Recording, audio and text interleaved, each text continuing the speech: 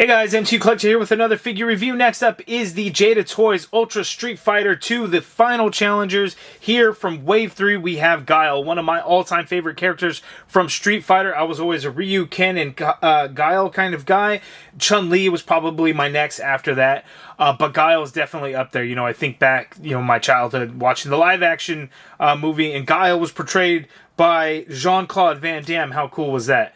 But anyway, I've heard great things about this action figure, and no doubt that it's going to be really good. I think at this point, Jada Toys has our trust that they're going to produce awesome action figures time and time again. That seems to be the case. So here we go. We get the arcade-style packaging here. On the side, it says country of origin is the USA. The fighting style is martial arts and professional wrestling. I'd have to go back and see what moves he does, because I think professional wrestling, that's Zangief, right? But I don't know, maybe he's got some things going on there. We get the pose on the back of the package there. So we have Guile. I got mine from BigBadToyStore.com. It is currently in stock now, so link in the video description below if you want to get your order in for Guile. DJ and CAMMY are both listed as pre-orders at the moment. And then the same with like the Player 2 Ken.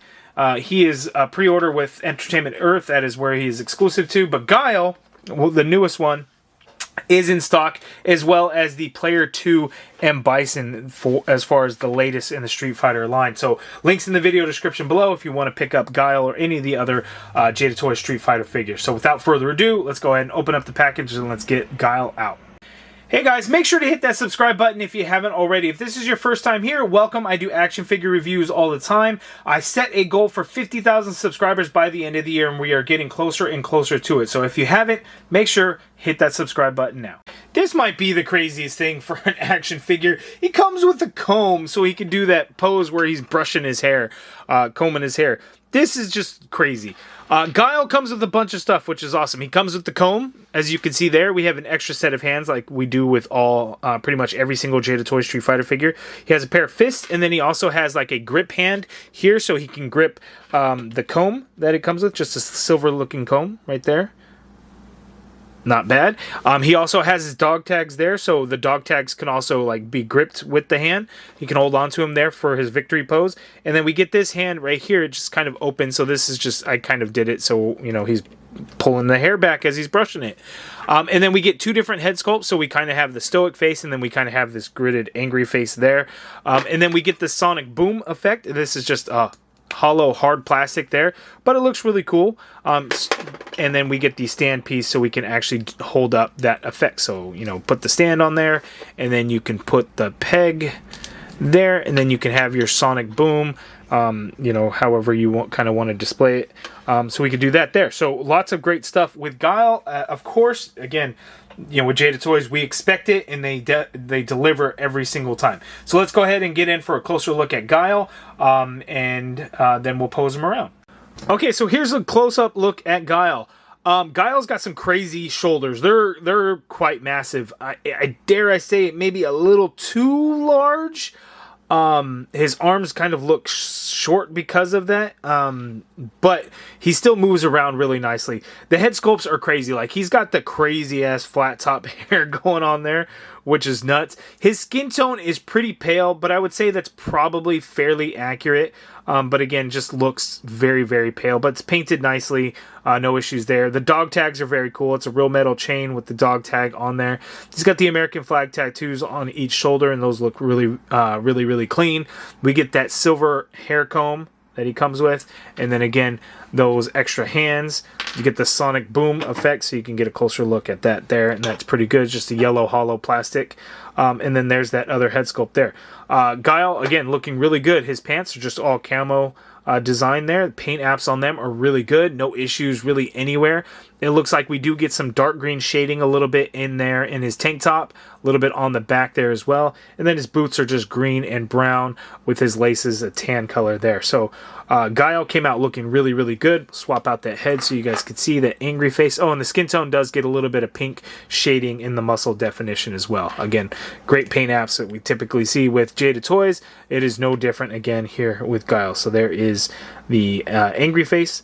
So that looks really good. So now let's go ahead and check out his articulation.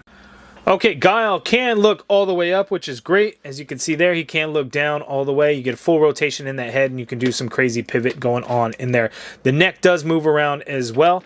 The shoulder you can get to go straight on out like so. You get a full rotation in that shoulder. We got a butterfly joint, so you can get the arm to go back a little bit, and then crossbody coming forward a little bit there. Not as much as DJ, but you still can do some crossbody. You got an upper bicep swivel in there. Double jointed elbow gives you that much bend there. Wrists swivel, and they do hinge, standard horizontal hinge on all four hands that he comes with. We have the diaphragm cut on this guy. His diaphragm probably moves around better than any of the other figures because there seems to be a little bit more space in there. As you can see, his upper body is massive, even compared to his lower torso. It doesn't, like, there's no gaps or anything like that. It's just, you know, he's got a very big upper body. You know, he's lifting weights probably every single day. So you can actually get his torso to tilt on its own significantly better than any of the other figures that I really remember getting to move, which is great. So, you know, you could tilt that much there just without even using the ball joint waist. When you use both, actually, the ball joint waist doesn't give you a whole lot of movement, so that's kind of crazy, actually. So the tilt to the left is that much. Tilt to the right, we're going to go that much there, which is good. You can lean back that much there, and then you can come forward really far there, so that is good. Not really far, but pretty good amount. More than, you know, most Marvel Legends, I would say, especially with the diaphragm cut, because it got that ball joint waist. So you get a swivel at that waist, and then you can, you could turn a little bit on that torso, although I don't recommend doing that. I feel like that was a bad move to turn it all the way because these are hard torso pieces and the shape of the torso doesn't allow for a whole lot of movement. While you can, it's just going to rub up against it, so I don't recommend that. So twist at the waist. You can get the legs to do full splits, which is crazy. You can kick forward that far there. You can go back a little bit of ways as well. You got an upper thigh cut in there. Double jointed pinless knee gives you that much bend there at the knee. It's unfortunate that when you get the bend, you do not get any kind of camouflage in there.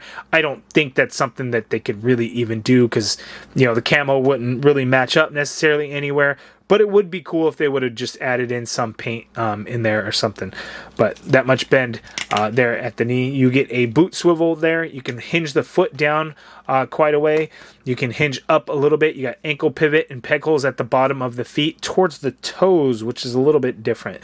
Maybe because it's not as thick down here by the heel. So the peg hole is at the toes, which is definitely a change up that we would see with typically most any figure line where they would basically be at the heel because of balancing purposes. So a little bit of a change there. That's kind of interesting. Okay, so this is kind of a fun one where, you know, Guile does that flip kick. So I kind of put this together. I did the sonic boom and I took pictures of it and I forgot to do any kind of video for it. There's not a whole lot, I guess, to the sonic boom. But I kind of have this, so, you know, you can't really get, like, Guile to do a full flip, like, kick and then get it, like, weight-wise to stand. So, obviously, because that sort of thing happens.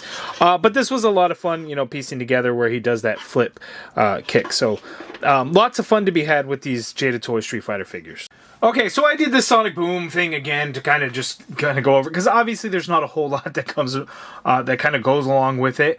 But there we have, you know, sonic boom.